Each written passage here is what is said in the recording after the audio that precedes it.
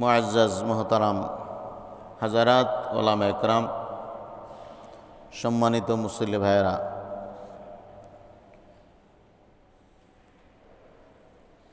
আমাদের আজকের আলোচ্য বিষয় হচ্ছে সুন্নাতকে উপেক্ষা করা, সুন্নাতকে অবজ্ঞা করা।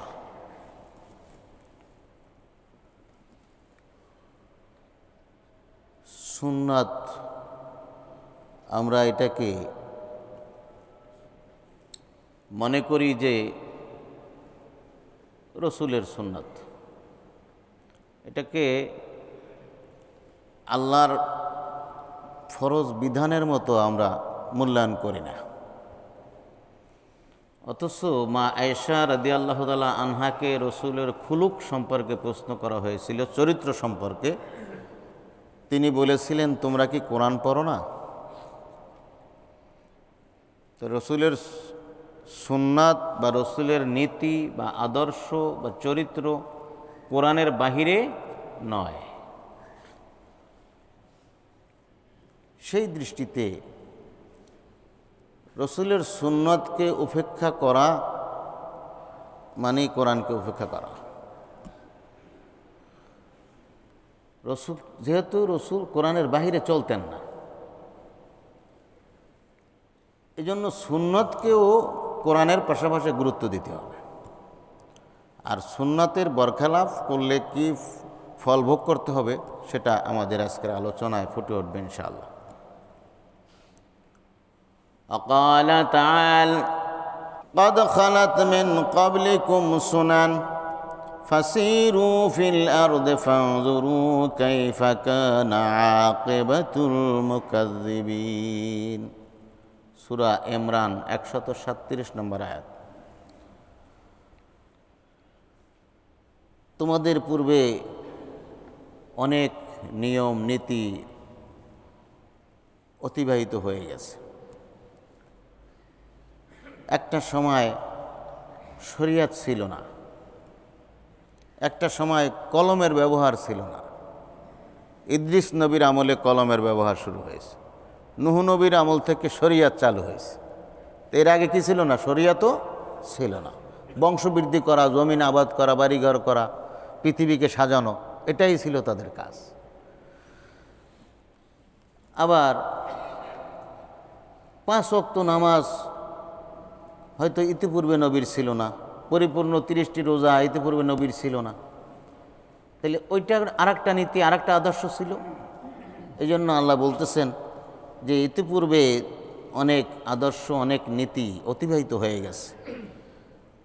ফাসিরু ফিল আরদ, তোমরা পৃথিবী পরিভ্রমণ করো, পৃথিবী ঘুরে দেখো, পৃথিবীতে বিচরণ করো, সফর করো। ফানজুরু, এরপর লক্ষ্য করো, ভালো করে উপলব্ধি করো, দেখো কাইফা কানা আকিবাতুল মুকাজ্জিবিন, মিথ্যাবাদীদের পরিণতিটা কি হয়েছে। মিথ্যাবাদীদের পরিণতি কি আমি করেছি সেটা তোমরা স্বচক্ষে দেখো। মদিনা থেকে 600 কিলো দূরে হলো তাবুক। তাবুকে আমি গিয়েছিলাম। তাবুকে যাওয়ার পথে মদিনা থেকে 200 কিলোর পর থেকে শুরু করে যে উপত্যকা এবং যে পাহাড়গুলি দেখা যায়, সে পাহাড়গুলি আমাদের দেশে যে কুটার গাদি আছে না, খড়কুটা যে গরুর খাবার করার জন্য গাদি করে রাখে না, এর মাথার দিকে এরকম মরে যায়। তো নতুন যখন তৈরি করে তখন তো ওরা এটা বেঁধে দেয়। যখন এটা পুরাতন হয়ে যায় তখন কিন্তু মাথাটা গোল একটু বড় থাকে, মোটা, মাঝে আবার চিকন হয়ে যায়, পরে পেট ভারী হয়ে যায়। সমস্ত পাহাড়গুলি আমি লক্ষ্য করলাম, সব এরকম কুটার গাদির মতো দেখা যায়। এটা কিভাবে হয়েছে? ওই সময় যেই জাতিকে আল্লাহ 7 দিন ধরে ঝড় ঝঞ্ঝা বৃষ্টি বজ্রপাত দিয়ে ধ্বংস করে দিয়েছিলেন, সেই জাতি দুর্ধর্ষ জাতি ছিল, অনেক শক্তিশালী জাতি ছিল। যেই জাতি একটা উটের গোস্ত খেয়ে ফেলত,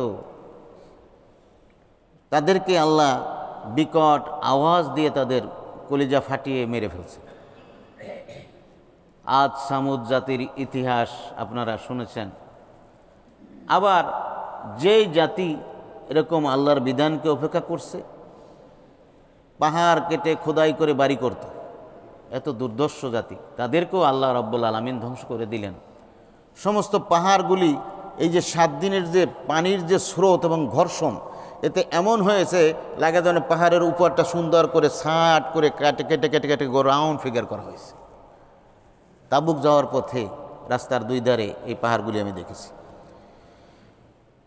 আল্লাহ রাব্বুল আলামিন এই জন্য বলছেন যে যুগে যুগে যারা আমার বিধানকে উপেক্ষা করছে তাদের পরিণতিটা আমি কি করছি তোমরা দেখো। ওয়ান আনাস রাদিয়াল্লাহু তাআলা আনহু قال আন্না রাসূলুল্লাহ সাল্লাল্লাহু আলাইহি ওয়াসাল্লাম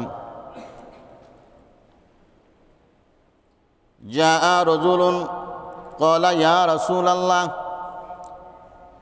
এক ব্যক্তি আল্লাহর নবীর কাছে আসলেন এবং বললেন, হে আল্লাহর রাসূল, মাতাস সাআ, কিয়ামত কখন সংগঠিত হবে? কিয়ামত কখন হবে? তো কত বছর আগে, প্রায় 1500 বছর আগে এই প্রশ্ন করছে। আমাদের মনের মধ্যেও তো প্রশ্ন জাগে যে কিয়ামত কবে হবে, জাগে না? আমরা অনেকেই প্রকাশ করি না, কিন্তু মনে অনেকেরই জাগে। যদি কেহ 100 বছরের চিন্তা ভাবনা করে হাইরাইজ বিল্ডিং করে, তার মনের মধ্যে অবশ্যই খেয়াল আসবে যে এই যে এত টাকা খরচ করে বিল্ডিংটা করতেছি, এর মধ্যে কিয়ামত হয়ে যায় কিনা, হ্যাঁ নাকি? আল্লাহ নবী বললেন, ওয়াইলাক, এটা শাব্দিক অর্থ তুমি ধ্বংস হও। এটা অ্যাকচুয়ালি বদদোয়া হিসেবে নবী বলেননি, এটা আরবি পরিভাষা। আরবি পরিভাষা মনে মনে বলবেন নবী কেন বললো ধ্বংস হও। এটা হইছে, আমরা কারো সামনে গেলে কোনো কথা বলতে গেলে আমরা প্রথম বলি কি এক্সকিউজ মি, তাই না? স্বাধীনতা বিরোধী কথা আর কি। বাংলার স্বাধীন করছে, ইংরেজিতে কথা বলি, তাই না? তো এক্সকিউজ মি মানে কি? আমাকে ক্ষমা করবেন, কিছু মনে করো না, ডোন্ট মাইন্ড, এই জাতীয়, তাই না? মানে কি? তাহলে আপনি কি আগে খোসা দিয়েছেন ওনারে? এটা কি? এটা একটা সভ্যতা, একটা পরিবেশ, কালচার।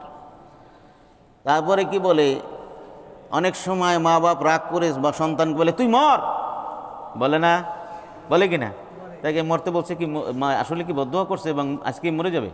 ব্যাপারটা কি এরকম নাকি? না, এটা হলো একটা পরিভাষা, যে নবী তাকে একটা সাবধান করছেন, একটা ধমক দিচ্ছেন আর কি, শক্তভাবে বলতেছেন, ওয়াইলাক অমা অমা দাউতা লাহা, কেয়ামত কেয়ামত করো, কেয়ামতের জন্য তুমি কি প্রস্তুতি নিছো, তোমার কি চালান আছে?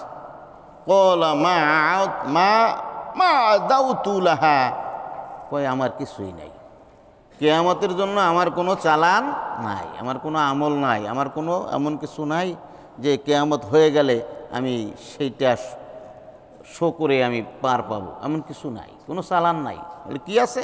কয় ইল্লা ইন্নী উহিব্বুল্লাহ ওয়া রাসূলাহ, একমাত্র আমার চালান হলো আমি আল্লাহ এবং আল্লাহ রসুলকে ভালোবাসি। জোরে বলুন আল্লাহু আকবার। আল্লাহ আল্লাহ রসুলকে ভালোবাসি। ক্বালা আনতা মা মান আহবাবতা, আল্লাহ রসুল সাথে সাথে বলে উঠলেন, তোমার টেনশন করো না, তুমি যাকে ভালোবাসো তুমি তার সাথে কিয়ামতে থাকবে। যারা বলো না আমিন। আনতা মা আহবাবতা, এখন আপনি যদি সাদ সাহেবকে ভালোবাসেন, সাদ সাহেবের সাথে কিয়ামত হবে, আর যদি জোবায়ের সাহেবকে ভালোবাসেন, জোবায়ের সাহেবের সাথে কিয়ামত হবে। এটা হাদিসের ভাষা, আমি বানাই বলছি নাকি? বানাই বলছি? নবী বলতেছে তুমি যাকে ভালোবাসো তার সাথে। আর যদি নবীর সাথে ভালোবাসা থাকতো তাহলে নবীর সাথে কিয়ামত হতো, এটার গ্যারান্টি কার্ড ওই হাদিসে আছে। যেহেতু আপনি নবীর সাথে ভালোবাসেন না, ভালোবাসা কার সাথে? ব্যক্তির সাথে। এই জন্য অনেক ক্ষেত্রে দেখা যায় হাদিসকে ভাইলেট করে মাযহাব অনুসরণ করে। নো, এর কিয়ামত নবীর সাথে হবে না। আপনি ব্যক্তিকে প্রায়োরিটি দিচ্ছেন নবীর হাদিস বাদ দিয়ে, কিছুতেই আপনার নবীর সাথে হাসর হবে না। এই অতিরঞ্জন করার কারণেই যত আজকের এই বিভ্রান্তি, যত ভেজাল। আর যদি আল্লাহর নির্দেশ মতো নবীর এতাআত পরিপূর্ণভাবে থাকতো, নবীর আদেশের বাহিরে আমি যাব না, নবীর আদেশের বাহিরে চলবো না, আর যদি স্বার্থ নিহিত না থাকতো।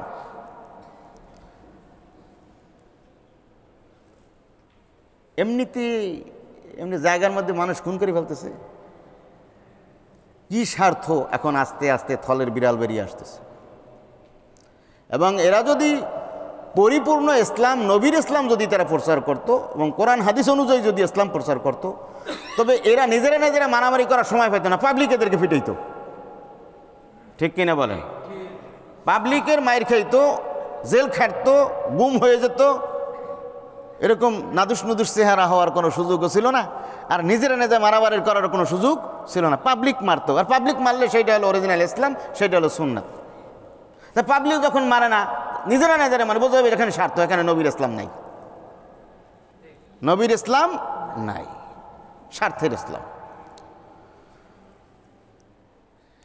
وقال عليه الصلاة والسلام فإنه من يعيش منكم بعدي فيرى اختلافا كثيرا فعليكم بسنتي وسنة الخلفاء الراشدين المهديين। আল্লাহ নবী বলতেছেন, সাহাবীদেরকে বললেন, ফাইন্নাহু মাইয়াইশা মিনকুম মিন বাদি, আমার পরে তোমরা যারা জীবিত থাকবে, আমার পরে যারা জীবিত থাকবে, জীবনযাপন করবে। ইয়ায়েশ মানে হলো জীবন উপকরণ নিয়ে জীবনযাপন করা। নবী বলতেছে আমার পরে, সহজ ভাষায় হলো আমার পরে তোমরা যারা বেঁচে থাকবে, ফাসায়ারা, বেশি দেরি না, এটা অনতিবিলম্বে দেখবে। আর যদি বলতেন শুধু দেখবে, তাহলে বোঝা যেত হয়তো 2000 বছর পরে দেখবে। আর সায়ারা বলতে কি, নবীর পরই অনতিবিলম্বে, আর দেরি নাই, নবীর পরই দেখা যাবে। কি দেখা যাবে? ইখতিলাফান কাসীরা। এটার অর্থ করা লাগবে, ইখতিলাফ মানে কি? মতবিরোধ, মতানৈক্য না মতবিরোধ? মতবিরোধ, ইখতিলাফ। ফাআলাইকুম বিসুন্নতি ওয়া সুন্নাতু খুলাফাইল মাহদিয়িন ওয়ার রাশিদিয়িন। নবী বলছেন তখন তোমাদের জন্য অপরিহার্য, আর ডাইন বাম সাইড কাটার কোনো সুযোগ নাই, আমার সুন্নাতকে এবং খলিফা, 4 খলিফার সুন্নাত, 4 খলিফার আদর্শকে শক্তভাবে ধারণ করা। আদ্দু আলাইহা বিন নওয়াজিজ, তোমাদের এই হুস দাঁত, এই মুখের গোটা দাঁতের মধ্যে 4টা আছে কি না? হ্যাঁ, এই 4টা কি বড় খাম্বা, শিকড় গভীর এবং মজবুত বেশি। এই দাঁতের পাটিটাকেও আল্লাহ সুন্দরভাবে সিস্টেম সাজাই দিয়েছে। সব দাঁত যদি এরকম ছোট হইতো, তাহলে শ্বশুরবাড়ি দিয়ে বড় মাছের মাথায় সাবান দিলে দাঁত ছিটকে আর এক জায়গায় যায়, তাই না? এটা যাইতে পারতেছে না, এই যে 2টি খাম্বা বসাই দিয়েছে, 4টা। এই নবী বলতেছেন এই নওয়াজের এই দাঁত দিয়ে যেভাবে কোনো কিছু শক্ত কিছু ধরে রাখতে চায়, মানুষ কামড়িয়ে ধরে বা ভাঙতে চায়, এভাবে তুমি এই নওয়াজের দাঁত দিয়ে যেভাবে শক্তভাবে ধরা হয়, এভাবে তুমি আমার সুন্নাতকে ধারণ করে থাকবে। ওয়া ইয়াকুম মুহদাসাতিল উমুর, আমি তোমাদেরকে সাবধান করছি, নবী বলতেছেন তোমাদের সাবধান করছি বেদাত এবং বেদাতি নির্দেশনা থেকে। বেদাত কাজ এবং বেদাতের নির্দেশনা। ফাইন্না কুল্লু মুহদাসাতিন বেদাহ, আমার পরে এবাদাতের মধ্যে কোনো কিছু সংযোগ করা এবাদাত হিসাবে, এটা জেনে রাখবে এটা পথভ্রষ্টতা।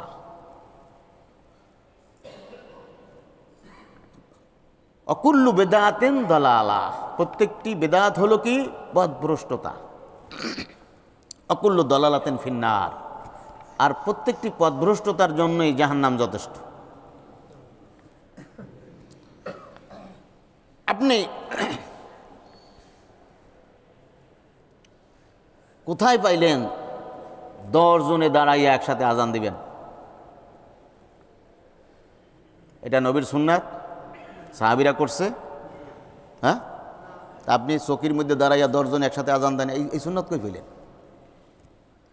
আপনি খুতবা দেন বাংলায়, বক্তৃতা দেন, কথা বলেন মাইকে, নামাজে আপনি মাইক ব্যবহার করবেন না। এটা গোরামি না? এটা গোরামি না? মাইক যদি ব্যবহার নাজায়েজ হয়ে থাকে তাতে মক্কা মদিনার ইমামরা হারাম কাজ করতেছে, নাউজুবিল্লাহ।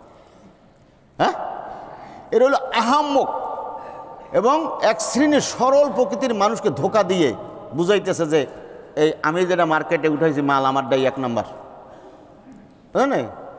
একটু ব্যতিক্রম দেখাবার জন্য এই ভণ্ডামি শয়তানি। আপনি যদি কিয়াসে আসেন, কিয়াস মানে কি? তুলনা। নবীজির আমলে নবীজির 2 সাহাবী ছিল, একজন ছিল জুল ইয়াদাইন। বানানো কোনো কথা না, হাদিস থেকে বলতেছি। আপনি আমি এর ডবল একটা পিলার যদি হয় তবে আপনি আমি এরকম করে পুরাটা পাবো না, আর এর ডবলের থেকেও বেশি মোটা যদি পিলার হতো ওই সাহাবী একাই তিনি হাতে এরকম পাইতেন, মানে তার হাত তাহলে আমাদের থেকে ডবল লম্বা ছিল, আমাদের থেকেও ডবল লম্বা, একেবারে জুল ইয়াদাইন, হাতওয়ালা। আর তাবিলুস সাউত, দীর্ঘ স্বর বিশিষ্ট এক সাহাবী ছিলেন, যিনি আওয়াজ করলে ডাক দিলে 3 মাইল দূর থেকে শোনা যাইত। জোরে বলুন সুবহানাল্লাহ। নবী তাকে ব্যবহার করতেন এই জাতীয় কাজে, ডাকার জন্য, আহ্বানের জন্য। তাহলে কিয়াস করেন, তার দীর্ঘ স্বর সাউন্ড, এই জন্য তাকে ব্যবহার করা হতো। এটারই তো ডুপ্লিকেট হলো এখন মাইক, নাকি? এটার মাইক সাউন্ড সিস্টেম এটা না এখন সিস্টেম। তা আপনি খামখালি কোথাও হাদিস বিরোধী কাজ করতেছেন। আপনি মাইক ব্যবহার করেন না, পণ্ডিতই দেখান। নবী ব্যবহার করেন না, নবী প্লেনে ওঠেন, আপনি প্লেনে ওঠেন কেন? হ্যাঁ, উঠে চলে যান। ইসলামের মধ্যে এরকম কিছু বিভ্রান্তি এবং শয়তানি ঢুকাইয়া মানে ইসলামের মধ্যে একটা বিশৃঙ্খলা সৃষ্টি করছে। নিজেরা মারামারি করবো, অন্যায়ের প্রতিবাদে তো নাই। আসেন, এখন গোমর ফাঁক হইতেছে, দেখেন না কারা ইসরায়েলে গিয়া ইসরায়েলের থেকে অর্থ নেয়, আর এদের কথা মতো এই দেশে ইসলাম প্রচার করে। ছোটে না হাঁটে না, কাউকে যে কাটে না। আজকের ফেসবুকে আছে দেখবেন। এবং বিগত সরকারের আমলেই তারা এটা জানাজানি হয়ে গেছে, সরকার অ্যাকশনে যাবে, কিন্তু উপর চাপের কারণে করা হয়নি। উপর চাপ বোঝেন, সীমান্তের ওপারের থেকে চাপ আসছে, আর এটা চালু হয়েছে সীমান্তের ওপার থেকে। আর এর 2 গুরু যে 2 জন, বর্তমান যে জোবায়ের উনি না, আগে আর এক জোবায়ের ছিল, তিনিও এই দিল্লির, আর সাদও দিল্লির, এবং সেই জোবায়ের কাজই বর্তমান জোবায়ের কার্যকর করতেছে। আর এক জোবায়ের ছিল, ইতিহাস পড়ে দেখেন, আজকে আছে, ফেসবুকে দেখেন, বিস্তারিত আছে। এবং তখন থেকেই তাদের মধ্যে বিরত আগে থেকে চলতেছিল, বাগাবাগি। এইটার এখন ফলশ্রুতি। এটা এতদিন ধামাচাপা দেওয়া রয়েছে, এক গ্রুপে গেছে আর এক গ্রুপে আসছে, এরকম। তারপরেও এটার আর একটা সুরাহা করতে পারে। এটাকে এক পর্যায়ে মানুষের ভুল বোঝাবুঝি একসময় দূর হয়ে যাবে, কিন্তু আমাদের দেশের প্রশাসন এটাকে আরও খেপিয়ে তুলছে। কারণ প্রতি বছর আপনি আমাকে আগে ওমরা ইজতেমা করতে দেবেন আর ওনাকে দেবেন শেষে। 1 বছর ওনাকে দেন আগে, 1 বছর ওনাকে দেন পিছিয়ে, তাইলে তো সমাধান হয়ে যায়। তার বিদ্বেষ থাকে না, এই হানাহানি থাকে না। না না, আপনি বাজার ভারী করবেন, খালি দেখাবেন।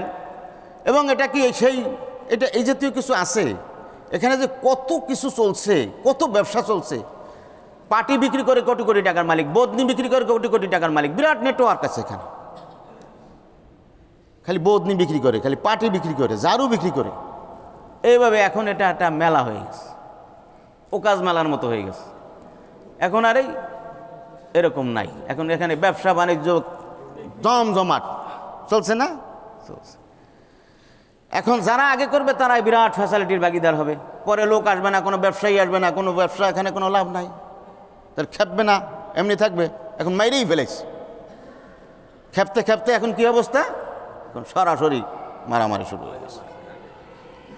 মারছে অনেক তো প্রকাশ করে না, যেমন শাপলা চত্বরে মারছিল, কম মারছে, মুখ খোলে নাই, মুখ খোলে নাই, মুখ খোলে নাই, বাই বাই রয়েছে, পিঠ বাসে।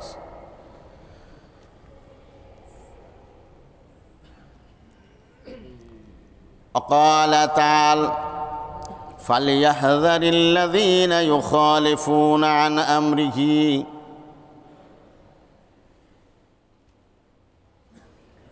أتصيبهم فتنة أو يصيبهم عذاب أليم।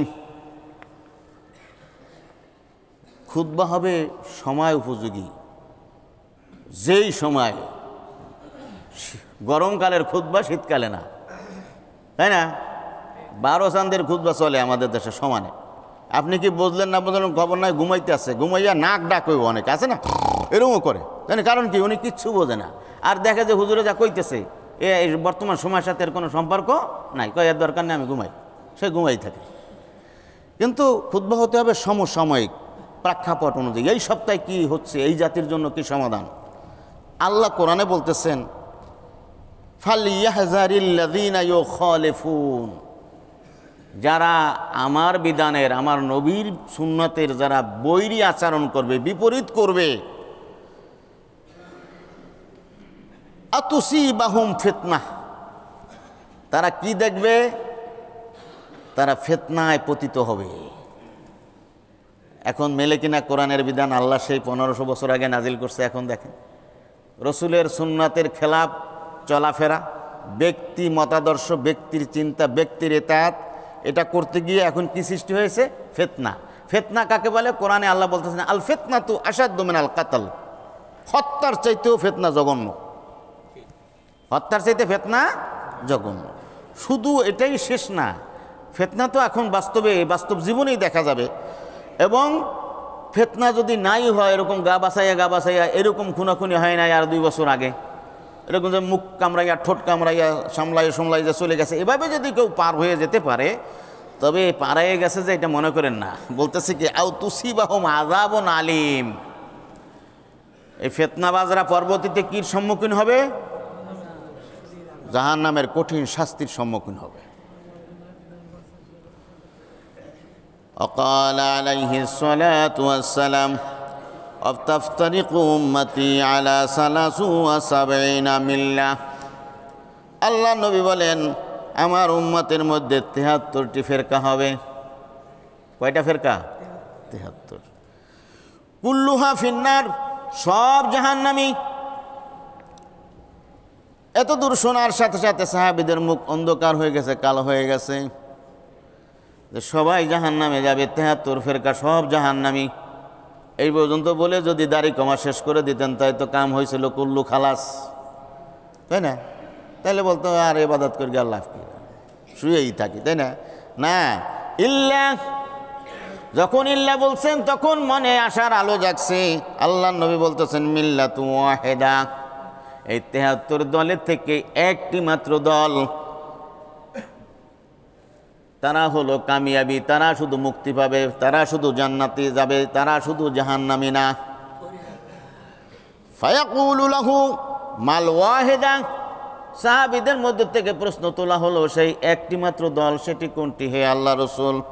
ক্বালা মা আনা আলাইহিল ইয়াউমা, আল্লাহ নবী বলছেন আমি আজ, ইয়াউম মানে আজ, এই দিনে, এই সময়ে, আমি এই দিনে আমি যে পথ মতের উপরে আছি, ও আসহাবি, আমার সাথীরা, আমার সঙ্গীরা, আমার সাহাবীরা যারা আমার পথ মতের উপরে আছে, আমি নবী যেই পথ মত, যেই আদর্শের উপরে আছি, এবং আমার সাহাবীরা যারা আমার আদর্শের উপরে আছে, এই আদর্শ মেনে যারা চলবে তারাই শুধু হবে জান্নাতি।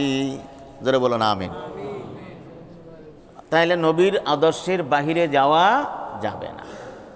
আপনি নতুন এক ইসলাম জাহের করবেন, 10 জনে মিলে আজান দিবেন, আবার বক্তৃতায় মাইক লাবেন, আর নামাজের সময় বোবা সাজবেন, কোরআন যেন কেউ শুনতে না পারে। হ্যাঁ, তারপরে কি হয়? নতুন নামাজি অনেকে, অধিকাংশই তো মনে করেন 50% বেশি ভিড় করে কারা? আজীবন নামাজ পড়ি না, কিছু করি না, যদি এই মাঠে একটা গোল দেওয়া যায়, এই আখিরি মোনাজাতের অপেক্ষা আছে না, বহু আছে না, সারা বছরও নামাজ পড়ে না, ঈদের নামাজ পড়ে নাই, তারপরে কি করে আখেরি মোনাজাতের জন্য পাগল, আছে না নাই? এই কালচার হয়েছে না বাংলাদেশ?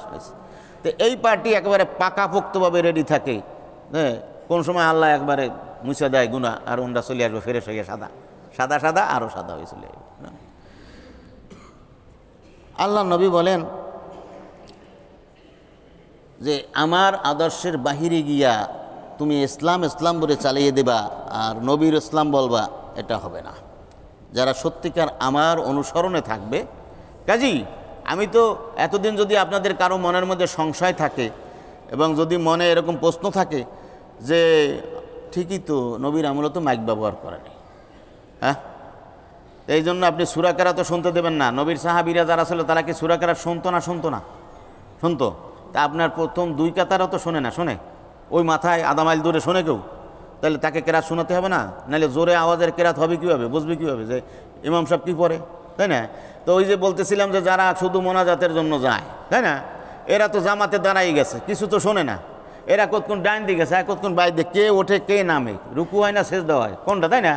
আবার কেউ রুকু দিয়ে বসে রয়েছে, কোনো শব্দ শুনছে আর রুকু দিয়েছে, কয় যে না, নিজে নিজে আবার মাথা জাগায় যায়, ডাইনে চায় বাই চায়, কী হচ্ছে?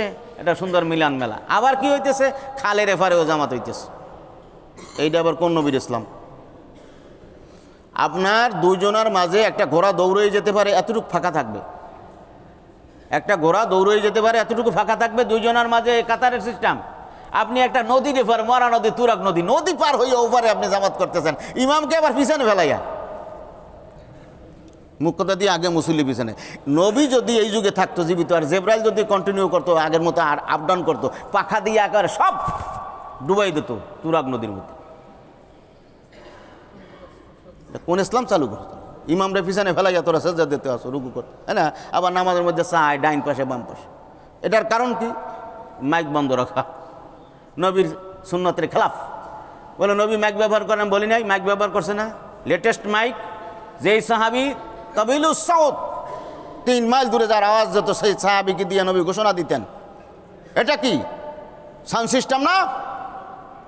শুধু আসেন, আরও আসেন, বলবেন যে মোবাইলও ব্যবহার জায়েজ, এবং এর বহু আগে এই মোবাইলের থেকেও লেটেস্ট প্রযুক্তি আল্লাহ রাব্বুল আলামিন চালু করেছিলেন। মুসা আলাইহিস সালাম সেজদায় পড়লেই আল্লাহ বলে উঠতেন, হ্যাঁ মুসা কি হয়েছে, মানে ওই দিক থেকে আগে ক্রেং করে উঠতো। তো এটা কি অনেক উন্নত প্রযুক্তি না? কোনো মেকানিজম নিজাম দরকার নাই, মেকানিজম শুধু কি সেজদা গেল এক। আর একটা আসেন, ইব্রাহিম আলাইহিস সালামকে আল্লাহ বলেন, ইব্রাহিম হজের দাওয়াত দাও। ইব্রাহিম নবী একটু শঙ্কাবোধ করতেছেন যে আমি পাহাড়ে চড়েও যদি আমি দাওয়াত দেই তাহলে আশেপাশের লোকজন শুনলো, মাইক চালু করেন, তাহলে সারা পৃথিবীর মানুষ আমি কিভাবে এই দাওয়াত পৌঁছাবো? তখনকার বেতারও নাই, টিভিও নাই, চ্যানেলও নাই, কিন্তু আল্লাহ বলতেছেন ঘোষণা দাও। ইব্রাহিম নবী যখন একটু সংশয় করতেছেন, আল্লাহ বলেন, হ্যাঁ ইব্রাহিম তোমাকে ঘোষণা দিতে বলেছি, ঘোষণা দিবে। সারা পৃথিবীর কার কর্ণকোহরে পৌঁছানো দরকার সেটা আমার দায়িত্ব। এমনকি রুহের জগতে আল্লাহ রাব্বুল আলামিন এই দাওয়াত পৌঁছিয়ে দিয়েছিলেন। জোরে বলুন সুবহানাল্লাহ। এটা কোন প্রযুক্তি ছিল? আপনি আধুনিক না ওইটা আরও লেটেস্ট? এটা আরও লেটেস্ট না? তাহলে হাদিস কোরআনের নাম নাই, জানা নাই, শোনা নাই, আন্দাজে মান্দাজে ইসলাম একটা জাহির করে দিলেন। হ্যাঁ,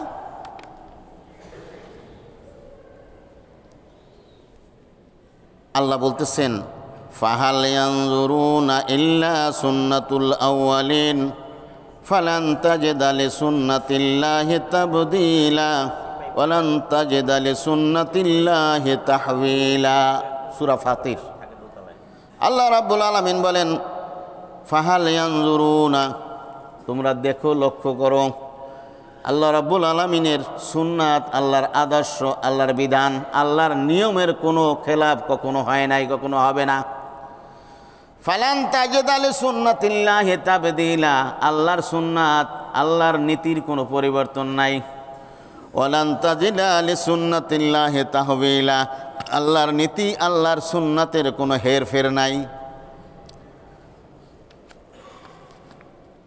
وقال تعالى التائبون العابدون الحامدون السائحون الراكعون الساجدون الآمرون بالمعروف সূরা তাওবা 112 নম্বর আয়াত। নামই সূরা তাওবা। তাহলে বোঝা যাচ্ছে এই তাওবা মানে কি? অনুশোচনা করে অঙ্গীকার করা আল্লাহর সাথে এবং সমস্ত পাপের কাজ থেকে ফিরে আসা, বিরত থাকা, তাকে কি বলে? তাওবা। আর তায়েবুন, যারা তাওবা করে, ওয়াল আবেদুন, যারা ইবাদত করে, ওয়াল হামিদুন, যারা আল্লাহর প্রশংসা করে, ওয়াস-সাইহুন, এবং যারা রাত্রি জাগে। রাত্রি জাগে কি জন্য? কি জন্য? চুরি করার জন্য তো জাগে, জাগে না? তাই না? জাগে না? বড় রাইতে পুকুরের এই পারে একজন গোসল করে, ওই পারে একজন গোসল করে। পশ্চিম পারে যে গোসল করতে আছে সে তাহাজ্জুদ পড়বে। তাহলে গোসলের কি দরকার? গরমের দিন হইতে পারে বা তার গোসল ফরজ হতে পারে, তাই না?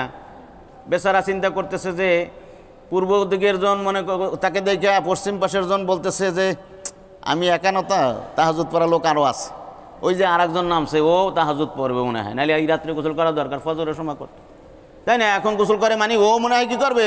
তাহাজ্জুদ পড়বে। আরও চোর চিন্তা করতেছে যে আলো হয়ে গেলে আমি গোসল করলে সন্দেহ করে মানুষ চুরি করে আইছি, চোরের মনে কি থাকে? পুলিশ পুলিশ, তাই না? এখন ও চিন্তা করতেছে যে ওই যে আর একজন গোসল করে, আর কাম তো ও করছে মনে হয়, ও মনে হয় ওই পাড়ায় কাজ করছে আজকে, তাই না? ওই পাড়ায় চুরি করছে মনে হয়।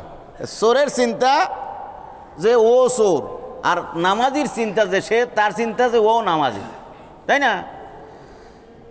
এই জন্য রাত্রি জাগরণকারী বলতে এখানে যাকে বলছে আল্লাহ, সে হলো তাহাজ্জুদ গুজার ব্যক্তি। আর রাকিউন, রুকুকারী, অসাজিদুন, সেজদাকারী বলতে কি বোঝায়? নামাজি। খালি রুকু করে, সেজদা করে না? সেজদাও করে, রুকু করে, এর দ্বারা কি বোঝানো হয়েছে? 5 ওয়াক্ত নামাজি মানুষ। আল আমিরুনা বিল মারুফ, সৎ কাজের আদেশ করে। আর নাহাউনা আনিল মুনকার, অন্যায় নিষিদ্ধ করে। অন্যায় কাজে কি করে? এটা একই আয়াত না 2 আয়াত? একই আয়াত নয়, 2 আয়াত। বর্তমান যে তাবলিগ চলছে এরা কি অন্যায় কাজের প্রতিবাদ করে? স্বৈর শাসনের বিরুদ্ধে একদিনও বিক্ষোভ করছে, মিছিল করছে?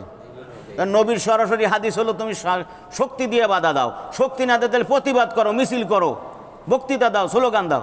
বরং তাকে বসে রয়েছে মোনাজাতের অপেক্ষায়, সে জায়গায় হেলিকপ্টার নিয়ে ছাদে বসবে, এরপরে ওনার মোনাজাত শুরু হোক। এটা নবীর ইসলাম? নবীর ইসলাম ছিল এটা? বরং তাকে তো বলতো যে না, আপনি সবাই এই সমস্ত ইসলাম বিরোধী আইন পাশ করছেন, আপনি এখানে আসতে পারবেন না। এটি তো, এটা কি অন্যায়ের প্রতিবাদ নাকি? এটাও একটা প্রতিবাদ না? তো ভালো করে জেনে রাখেন, আপনি আমার ইচ্ছা মতো তো ইসলাম না, ইসলামটা হলো কোরআন হাদিস মতো। আল্লাহ বলতেছেন যে চরিত্রগুলি থাকতে হবে একজন মুসলমানের, কি কি? ভালো করে শোনেন। তওবাকারী, আবেদ, ইবাদতকারী, আল্লাহর প্রশংসাকারী, রাত্রি জাগরণকারী মানে তাহাজ্জুদ গুজার, রুকু সেজদাকারী, সৎ কাজের আদেশকারী, অসৎ কাজের নিষেধকারী। আল হাফিজুন আলী হুদুদিল্লাহ, আল্লাহর হুদুদ, আল্লাহর সীমারেখা কখনো অতিক্রম করে না। আপনি যতই হজ করেন, উমরা করেন, আপনি কি করলেন? বাপ মারে কষ্ট দিলেন, আল্লাহর হুদুদ নষ্ট করছেন। আপনি কি করছেন? সুদ খান, আল্লাহর হুদুদ নষ্ট করছেন। আপনি ঘুষ খান, আল্লাহর হুদুদ নষ্ট করছেন। আপনি বেপরদা, আপনার মেয়ে, আপনার স্ত্রী, আপনি আল্লাহর হুদুদ নষ্ট করছেন। আপনার বোনের হক, ভাইয়ের হক মাইরা দিয়া আপনি শহরের জমি বাপের কাছে দিয়ে লইলেন, আর তাদেরকে গ্রামের জমি দিয়ে দিলেন, এটা আল্লাহর হুদুদ নষ্ট করছেন। তো এরকম আল্লাহর হুদুদ নষ্টকারী না, সে কখনো কি করে না? আল্লাহর সীমা অতিক্রম করে না। যেখানে আল্লাহ সীমা রেখা দিয়ে দিস যে এইটা, এই বাউন্ডারি, এটা অতিক্রম করবে না, নিষিদ্ধ এলাকা ঢোকা নিষেধ, নিষিদ্ধ এলাকায় ঢোকা নিষেধ। আপনি প্রাচীর খুদে বা ভেঙ্গে বা টপকাইয়ে ঢুকলেন, তাহলে কি আপনি কি হুদুদের মধ্যে আছেন? নাই। কাজী আল্লাহর হুদুদ, আল্লাহর সীমারেখা যে অমান্য করে না, ওয়াবাশশিরিল মুমিনিন, সে হলো মোমেন এবং তার জন্য সুসংবাদ। জোরে বলো না আমিন। মোমেন কারে? এই চরিত্রগুলি যার, সে কি মোমেন। নাম আব্দুল মোমেন এই জন্য না যে আমি তো কাম তো হয়েই গেছে, আমার নামই আব্দুল মোমেন, তাই না? তাই না? নাম হয়েছে কালু। কি নাম? কালু। তাই সে কিভাবে কিভাবে কোরআন একটু শিখছে, মোটামুটি হে আয়াত পাইয়ে গেছে। কলু বালা, বালা মানে কি? হা। ওই যে রুহের জগতে প্রশ্ন করছিল, আলাস্তু বিরাব্বিকুম, আমি কি তোমাদের রব নই? সকলের সমস্যার জবাব দিয়েছে কলু বালা। এখন ও এটাকে একেবারে রূপালী বাংলায় অনুবাদ করছে। তোমরা যে যাই বলো না কেন, আমার নাম কোরআনে আল্লাহ লিখছে এবং বলছে আমি ভালো মানুষ। এই দেখো কলু বালা, কলু হে ভালো মানুষ। বুঝলেন? এই কলু মানে তারা বললো, আর বালা মানে কি? হ্যাঁ। তারা বললো হ্যাঁ, আর ও বলতেছে যে না কালু ভালো মানুষ। হলো নি? কালু ভালো মানুষ হইলে হবে না, আর নাম মোমেন হইলেও হবে না। চরিত্র থাকতে হবে তওবাকারী, ইবাদতকারী, প্রশংসাকারী, রাত্রি জাগরণকারী, রুকুকারী, সিজদাকারী, সৎ কাজের আদেশকারী, অসৎ কাজের নির্দেশকারী, আল্লাহর সীমা রেখা মান্যকারী, আল্লাহর সীমা রেখা যে মেনে চলে। কয়টা পয়েন্ট বললাম? আবার বলি, মনে রাখতে পারবেন। তওবাকারী, আঙ্গুল করেন, কর গোনেন। তওবাকারী, ইবাদতকারী, রেকর্ড করে নিতে পারেন। প্রশংসাকারী আল্লাহর, তাহাজ্জুদ গুজার, রুকুকারী, সিজদাকারী, আল্লাহর আদেশ, আল্লাহর নির্দেশ, আল্লাহর আদেশ, সৎ কাজের আদেশ। সে মানুষকেও এই আদেশ দেয়। কোরআনের আদেশ, কোরআনে জুজদান দিয়ে বাইন্দে রেখে দিলাম আমি, আর আমি ছোটে না হাঁটে না, কাউকে যে কাটে না, বিরিয়ানি খাই আর গড়াগড়ি দেই, এই পার্টির লোক হইলাম হবে না। হ্যাঁ, ছোটে না হাঁটে না, কাউকে যে খাটে না, বিরিয়ানি খায়, মসজিদে গড়াগড়ি দেয়, আর মসজিদে স্বপ্নদোষ হয়। নাউজুবিল্লাহ মিন জালিক। সাহাবীদের যুগ হইলে ফিটাই বাইর করে দিত।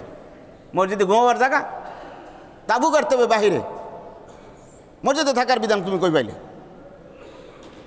মানে ইসলাম আল্লাহ মাফ করছে, আমাদের এই জায়গায় এই ঝামেলা নাই। এই জায়গায় হাঁটু কাটতে পারে না, এখানে পারে না। অনেক মসজিদে কোন্দল চলতেছে, মারামারি হইতেছে, তাই না? কমিটিরও 2 ভাগ করে ফেলছে। এর মধ্যে আবার ইমাম সাহেব যদি এক সাইড নাই, তার চাকরি শেষ। কি হচ্ছে না? হয় নাই? সত্যি কথা, ইমাম সাহেবরা শুনলে খুশি হইতো। এই ইমাম সাহেব কি করছে, উনি জোবাইয়ের গ্রুপে গেছে, বাস সাতবন্দি কয় যে চাকরি নাই, বিকালবেলা শেষ হইলো।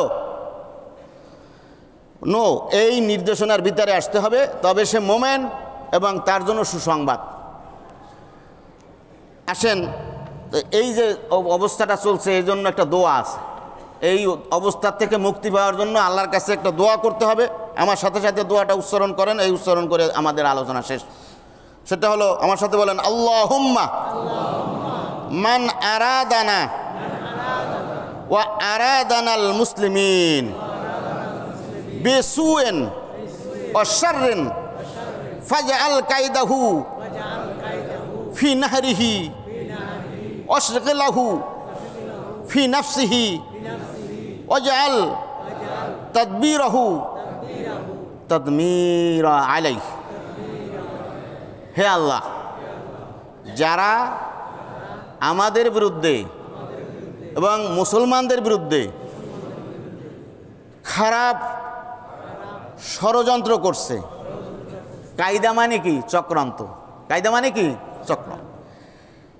ফাজাল কায়দাহু, আপনি বানান তাদের চক্রান্ত, তাদের ষড়যন্ত্র, ফি নাহরিহি, তাদের ষড়যন্ত্র তাদের ঘাড়ে তুলে দেন। তাদের ষড়যন্ত্র কাদের ঘাড়ে? কিন্তু অবস্থা তো উল্টা, ওইখানে ষড়যন্ত্র ঘাড়ে এসে পড়ে আমাদের, খুনাখুনি হয় আমাদের মধ্যে। ষড়যন্ত্র কোথায়? ওই পারে ষড়যন্ত্র কার্যকর হয় এই দেশে। এই জন্য বলছে যে যারা ষড়যন্ত্র করে ওদের কাদের মধ্যে এই চক্রান্ত ফিরিয়ে দাও। ওয়াশগিলহু, এবং তাদেরকে ব্যস্ত রাখো, তাদেরকে ব্যস্ত রাখো, ফি নাফসিহি, নিজেদেরকে নিয়ে ব্যস্ত আছে না নাই? হট্টগোল কালকে অলরেডি সংসদে শুরু হয়ে গেছে, কাদা ছড়াছড়ি, কেন আশ্রয় দেওয়া হয়েছে, অলরেডি মারামারি শুরু হয়ে গেছে। কালকে সংসদে, ভারতের সংসদে কালকে মারামারি হয়েছে। খোঁজ নেন, একটু খোঁজ নেন। দোয়া করতে বলছে যে ওদের ষড়যন্ত্র যেন ওদের ঘাড়ে চাপে, ওরা নিজেরা মরুক, আমাদের এই পারে যেন ষড়যন্ত্র না আসে। ওয়াজআল তাদবীরাহু, এবং বানান তাদের চক্রান্ত, তাদমীরান, ধ্বংস, তাদের চক্রান্তকে আপনি ধ্বংস করে দেন। তাদের চক্রান্তে যেন তারাই ধ্বংস হয়, তাদের চক্রান্তে যেন তারাই ধ্বংস হয়। পেঁয়াজ পচে যাচ্ছে, আলু পচে যাচ্ছে, একটু আর কি সমস্ত পশ্চিমবঙ্গের দোকানপাট বন্ধ হয়ে যাচ্ছে, হাসপাতাল চলে না, হায় হায় হায় হায় অবস্থা হয়েছে না, হয় নাই? হয়েছে। এই জন্য দোয়া করবেন। এই দোয়া শিখাই দিয়েছে নবী যে এইভাবে দোয়া করবা যে যা চক্রান্ত যারা করে, এই চক্রান্ত যারা নিজেরাই এই চক্রান্তে পতিত হয়। মান হাফারা বিরান লি আকি ফাকাদ ওয়াকাফি, হাদিস, যে অন্যের জন্য কুয়া খনন করে সে নিজেই কুয়ায় পড়ে। এখন তারা অলরেডি কুয়ায় পড়ে গেছে। আল্লাহ আমাদেরকে হেফাজত করুন এবং আমাদের এই দেশের স্বাধীনতার সার্বভৌমত্বকে রক্ষা করুন, বলুন আমিন। এবং একটি সুন্দর সুজলা সুফলা একটি সমৃদ্ধিশীল বাংলাদেশ আল্লাহ যেন কিয়ামত পর্যন্ত বজায় রাখে, বলুন আমিন।